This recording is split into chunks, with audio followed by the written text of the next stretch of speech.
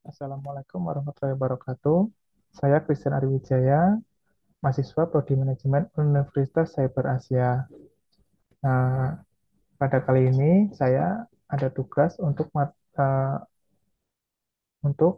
kuliah perpajakan yang diampu oleh Bapak dosen Wahyu Purwosantoso, SEMM, CFRM, CPOD. Dalam tugas ujian akhir semester kali ini, dalam untuk mata kuliah perpajakan, saya akan memberikan materi mengenai kasus penggelapan pajak Hartanto Sutarja pada penjualan PT Pasya Retelindo. Nah, sebelumnya kita bahas mengenai pengertian dari pajak. Kata pajak berasal dari bahasa Latin taxio yang memiliki arti iuran, wajib yang dibayarkan oleh rakyat untuk kepentingan pemerintah dan kepentingan masyarakat itu sendiri. Menurut Undang-Undang Nomor 28 Tahun 2007, Pasal 1 Nomor 1, pajak adalah kontribusi wajib kepada negara yang terutang oleh orang pribadi atau badan yang bersifat memaksa berdasarkan undang-undang dengan tidak mendapatkan imbalan secara langsung dan digunakan untuk keperluan negara bagi sebesar-besarnya kemakmuran rakyat. Nah, pentingnya pajak bagi pendapatan negara adalah pajak memiliki peran penting dalam keberlangsungan negara. Pajak yang telah dibayarkan nantinya akan dimasukkan ke dalam kas negara dan dipergunakan untuk kepentingan negara. Dengan adanya penerapan pajak ini, tentunya dapat menciptakan struktur perekonomian negara yang kokoh. Meskipun sifatnya yang memaksa, pajak memiliki peran penting dalam masyarakat. Salah satu manfaat yang dapat kita rasakan adalah pembangunan infrastruktur secara bertahap. Fasilitas publik yang dapat kita gunakan saat ini merupakan salah satu hasil pembangunan nasional yang telah terrealisasikan. Nah, penggelapan pajak. Nah, di sini materi yang akan disampaikan adalah penggelapan pajak juga. Penggelapan pajak di Indonesia sering kita jumpai kasus-kasus mengenai penggelapan pajak. Adapun di Indonesia untuk hal yang berkaitan dengan pajak telah diatur dan diawasi oleh Direktorat Jenderal Pajak. Direktorat Jenderal Pajak mempunyai tugas menyelenggarakan perumusan dan pelaksanaan kebijakan di bidang pajak sesuai dengan ketentuan peraturan perundang-undangan serta pengawasan dan penindakan atas penggelapan pajak. Penggelapan pajak merupakan aktivitas yang dilakukan secara ilegal terhadap objek pajak yang dilakukan wajib pajak perorangan maupun korporasi. Penggelapan pajak dapat berupa tidak melaporkan data yang benar kepada otoritas perpajakan dengan tujuan mengurangi liabilitas pajaknya. Data-data tersebut dapat berupa data penghasilan pribadi hingga data keuntungan dari perusahaan.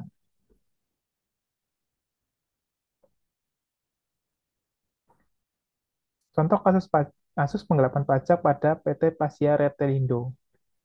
Putusan Kasasi Mahkamah Agung atau MA menjatuhkan putusan kasasi perkara nomor 1349K garis miring PIT garis miring garis miring PIT titik SUS garis miring 2022 tanggal 13 April 2022 kepada Hartanto Sutarja, Direktur dari PT Pasya Ratalindo atau PR, di mana Hartanto Sutarja selaku Direktur PT Pasya Ratalindo telah terbukti secara sah dan meyakinkan bersalah karena dengan sengaja tidak melaporkan faktur pajak masukan dari transaksi pembelian dan transaksi penyerahan barang kena pajak penjualan.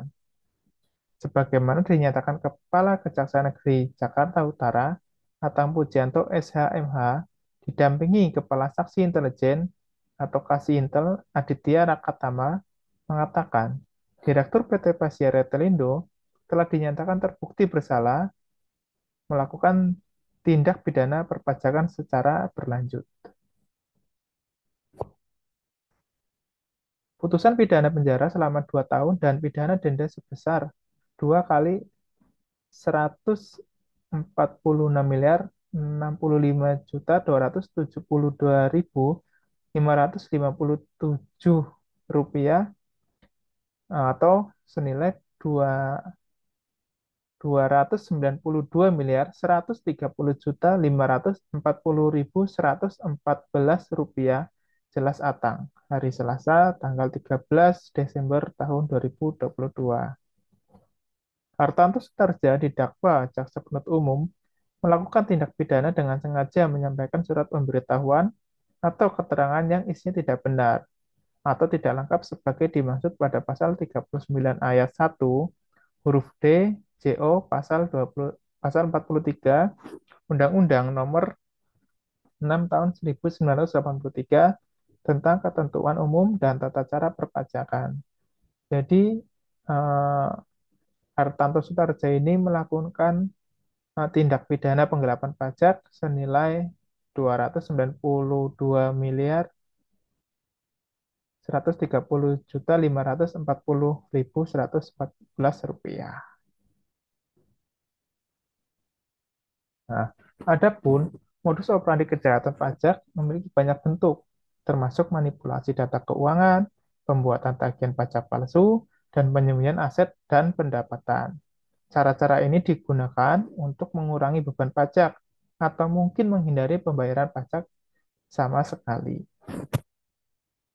Adapun modus operandi dalam kasus penggelapan pajak ini adalah pengusaha Hartanto Sutarja dengan sengaja tidak melaporkan faktur pajak masukan dari transaksi pembelian dan transaksi penyerahan barang kena pajak atau penjualan atas nama PT Pasya Retelindo.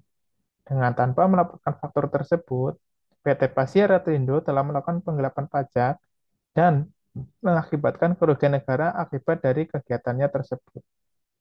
Jadi dengan tidak melapor, berarti negara mengalami kerugian dari hasil eh, jual beli atau eh, pajak masukan yang tidak dilaporkan.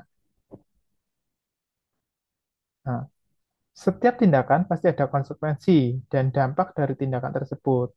Adapun dari penggelapan pajak dan dapat mengakibatkan pos kerugian yang penting bagi negara.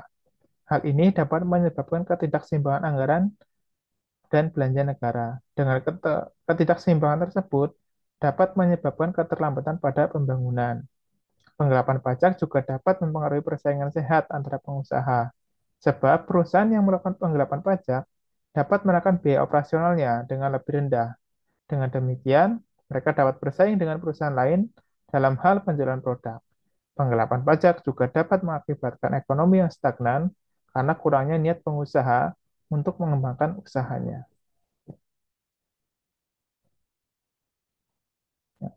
Kesimpulannya adalah, pajak bukan hanya sekedar hak dan kewajiban finansial, tetapi juga merupakan instrumen penting dalam mendukung pembangunan dan kesejahteraan masyarakat.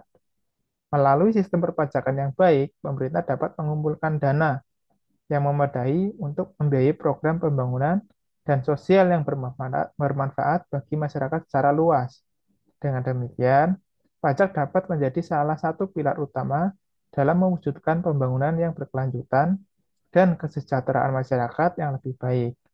Namun, dengan semakin banyaknya kasus-kasus penggelapan pajak, dapat membuat apa yang sudah direncanakan, seperti pembangunan dan lainnya, dapat terhambat, dikarenakan penerimaan negara dari pajak tidak sesuai dengan yang sudah dianggarkan pada APBN.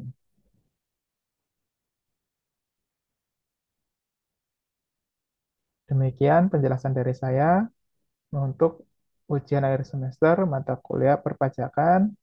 Semoga dapat diterima dan saya akhiri. Wassalamualaikum warahmatullahi wabarakatuh.